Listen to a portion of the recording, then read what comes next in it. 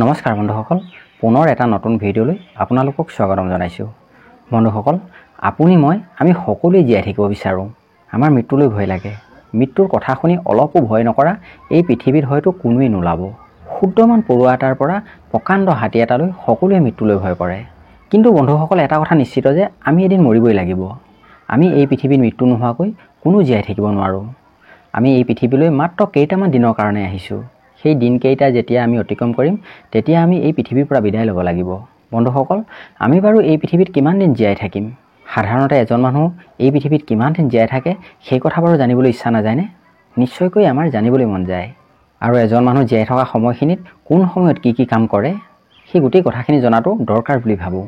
সেইকাৰণে বন্ধুসকল, আজি এই ভিডিঅ'টোত সাধাৰণতে এজন মানুহ কিমান দিন পৃথিৱীত জীয়াই থাকে আৰু মানুহৰ আয়ুস কিমান, আৰু জীয়াই থকা সময়খিনিত মানুহ এজনে ক'ত কি কি কাম কৰে গোটেই কথাখিনি আলোচনা কৰিম। সেয়ে বন্ধুসকল, ভিডিঅ'টো শেষলৈকে চাব।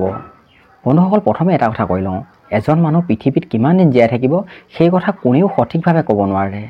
সেইকাৰণে বন্ধুসকল, এইবোৰ কথা জানিবলৈ আমি শ্ৰীমদ ভাগৱত শাস্ত্ৰৰ সহায় ল'ব লাগিব। ভাগৱত শাস্ত্ৰত এই বিষয়ৰ ওপৰত এটা সুন্দৰ সিদ্ধান্ত আছে। ভাগৱত শাস্ত্ৰৰ এই সিদ্ধান্তটোক জানিলে এজন মানুহ পৃথিৱীত কিমান দিন জীয়াই থাকে আৰু জীয়াই থকা সময়খিনিত মানুহজনে কোন সময়ত কি কি কাম কৰে, মানুহৰ আয়ুস কিমান, সেই গোটেই কথাবোৰ জানিব পাৰিম। বন্ধুসকল, ভাগৱত শাস্ত্ৰই কৈছে মানুহৰ আয়ুস শতবৰ্ষ সংখ্যাত। শতবৰ্ষ সংখ্যাত মানে 100 বছৰ। ভাগৱত শাস্ত্ৰই এজন মানুহৰ আয়ুস 100 বছৰ বুলি সিদ্ধান্ত দিছে। কেতিয়াবা বন্ধুসকল, কিছুমান মানুহ 100 বছৰতকৈ বেছি দিন জীয়াই থাকে আৰু কিছুমান মানুহ খুব কম বয়সতে মৃত্যু হয়, সেইটো এটা বেলেগ বিষয়। কিন্তু সাধাৰণতে এজন মানুহ 100 বছৰ জীয়াই থাকে বুলি ভাগৱত শাস্ত্ৰই উল্লেখ কৰিছে। আৰু বন্ধুসকল, মানুহৰ এই যি 100 বছৰ আয়ুস, সেই 100 বছৰ আয়ুস ক'ত কেনেকৈ ক্ষয় হয় সেই বিষয়ে ক'বলৈ গৈ ভাগৱত শাস্ত্ৰই কৈছে মনুষ্য আয়ুসত বৰ্ষ সংখ্যাত অৰ্ধক বিফলে যায় জানিবা নিদ্ৰাত। মানে বন্ধুসকল, মানুহৰ 100 বছৰৰ আধা মানে 50 বছৰ মানুহে নিদ্ৰাত মানে টোপনিতে পাৰ কৰে বুলি ভাগৱত শাস্ত্ৰই উল্লেখ কৰিছে। কথাটো বুজি পাইছেনে বন্ধুসকল? মানে ভাগৱত শাস্ত্ৰই কৈছে এজন মানুহ পৃথিৱীত 100 বছৰ জীয়াই থাকে, সেই 100 বছৰ আধা সময়খিনি মানুহে শুই থাকি পাৰ কৰে বুলি ভাগৱত শাস্ত্ৰই উল্লেখ কৰিছে। যিহেতু বন্ধুসকল, এটা দিনৰ আধা সময় দিন আৰু আধা সময় ৰাতি হৈ থাকে। যিখিনি সময় ৰাতি হৈ থাকে সেই সময়খিনিত আমি একো নকৰি কেৱল মাত্ৰ শুইয়ে পাৰ কৰি দিওঁ। আমি প্ৰত্যেকটো দিনৰ আধা আধা সময় শুই থাকিয়ে পাৰ কৰি দিওঁ। তেনেকৈয়ে আমি জীৱনৰ আধা সময়খিনি শুইয়ে পাৰ কৰি দিওঁ।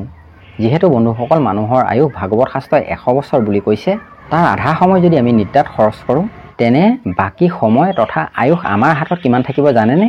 কেৱল মাত্ৰ 50 বছৰ। এই 50 বছৰো আমাৰ কেনেকৈ পাৰ হৈ যায় ধৰিবই নোৱাৰোঁ। ভাগৱত শাস্ত্ৰই কৈছে বাকী থকা 50 বছৰ আয়ুসৰ 20 বছৰ উমলোতে পাৰ হয়। আমি 20 বছৰ সময় খেলা ধূলা মাজেৰে পাৰ কৰি দিওঁ। এই 20 বছৰ সময়কণেই মানুহৰ জীৱনৰ অতিকৈ প্ৰয়োজনীয় সময়। এই সময়খিনি মানুহৰ জীৱনৰ শিক্ষা লোৱা উপযুক্ত সময়। এই সময়খিনিতে যদি মানুহে উপযুক্ত শিক্ষাৰে শিক্ষিত হৈ নলয়, তেনেহ'লে জীৱনৰ বাকী সময়খিনিত বহুত অসুবিধাৰ সন্মুখীন হ'ব লগা হয়। তেনেকৈ বন্ধুসকল, উমলি জামলি 20 বছৰ পাৰ কৰাৰ পাছত 10 বছৰ বন্ধুসকল ধন সম্পত্তি উপাৰ্জন কৰোঁতে যায় বুলি ভাগৱত শাস্ত্ৰই উল্লেখ কৰিছে। এই 10 বছৰ সময়কণেই নিজক প্ৰতিষ্ঠা কৰা সময়। এই সময়খিনিতে সৎকামৰ জৰিয়তে নিজৰ লগতে যদি সমাজৰ উন্নতি কৰিব নোৱাৰে, তেনেহ'লে সমাজত নিজকে এজন বুলি কেতিয়াও প্ৰতিষ্ঠা কৰি থৈ যাব নোৱাৰিব। জীৱনৰ ধন সম্পত্তি উপাৰ্জন কৰা সময়কণ একেবাৰে কম। সেয়ে নিজৰ আৰ্থিক দিশটো সবল কৰিবলৈ বহুত কষ্ট কৰিব লাগিব। এই সময়খিনিতে মানুহৰ শৰীৰত শক্তি আৰু মনোবল অধিক থাকে। সেইকাৰণে এই সময়খিনিক ভাগৱত শাস্ত্ৰই ধন সম্পত্তি উপাৰ্জন কৰা সময় বুলি উল্লেখ কৰিছে। এই সময়খিনিতে যদি মানুহে প্ৰয়োজনীয় সা সম্পত্তি গঢ়ি ল'ব নোৱাৰে, তেনেহ'লে পাছত সেইবোৰ উপাৰ্জন কৰাত বহুত কঠিন হৈ পৰে, কিয়নো পাছত লাহে লাহে মানুহৰ শৰীৰৰ শক্তি কমি আহিব। সেয়ে ভাগৱত শাস্ত্ৰই 10টা বছৰ মানুহে ধন সম্পত্তি উপাৰ্জন কৰা সময় বুলি উল্লেখ কৰিছে। এতিয়ালৈকে বন্ধুসকল, মানুহৰ আয়ুসৰ 100 বছৰৰ 50 বছৰ নিদ্ৰাত, 20 বছৰ উমলাত আৰু 10 বছৰ ধন সম্পত্তি উপাৰ্জন কৰাত ক্ষয় হ'ল। আৰু বন্ধুসকল, বাকী থাকিল মাত্ৰ 20 বছৰ। সেই 20 বছৰ বন্ধুসকল ভাগৱত শাস্ত্ৰই বৃদ্ধকালত পাৰ হয় বুলি উল্লেখ কৰিছে। এই 20 বছৰ আয়ুস মানুহৰ অবাবতি খৰচ হয়। এই সময়খিনিত মানুহৰ বল শক্তি কমি আহে, মানুহৰ শৰীৰত বিভিন্ন বেমাৰে আৱৰি ধৰে। কেৱল মাত্ৰ এই সময়খিনিত বিচনাত পৰি থকাৰ বাহিৰে আন একো কামেই কৰিব নোৱাৰে। তেনেকৈ মানুহৰ বাকী থকা 20 বছৰ পাৰ হৈ যায়। সেয়ে বন্ধুসকল, ভাগৱত শাস্ত্ৰই যিকণ সময় উমলোতে পাৰ হয় বুলি কৈছে, সেই সময়কণেই মানুহৰ জীৱনৰ বেষ্ট সময় বুলি উল্লেখ কৰিছে। সেই সময়কণতে মানুহে উপযুক্ত শিক্ষাৰে যদি শিক্ষিত হৈ নলয়, তেনেহ'লে মানুহে গোটেই জীৱন দুখতে পাৰ কৰিব লগা হয়। বন্ধুসকল, মানুহৰ জীৱনটো একেবাৰে সৰু। মাত্ৰ কেইটামান দিনৰ কাৰণে মানুহ এই পৃথিৱীলৈ আহে। গতিকে বন্ধুসকল, বৰ্তমান সময়ত নিজক প্ৰতিষ্ঠা কৰিবলৈ বহুত কষ্ট কৰিব লাগিব। সেই বন্ধুসকল, জীৱনৰ কম আৰু মূল্যৱান সময়কণ অভাৱতে খৰচ নকৰি উপযুক্ত সময়ত নিজৰ প্ৰয়োজনীয় কামবোৰ কৰি আনন্দৰে জীৱনটো পাৰ কৰাটো উচিত।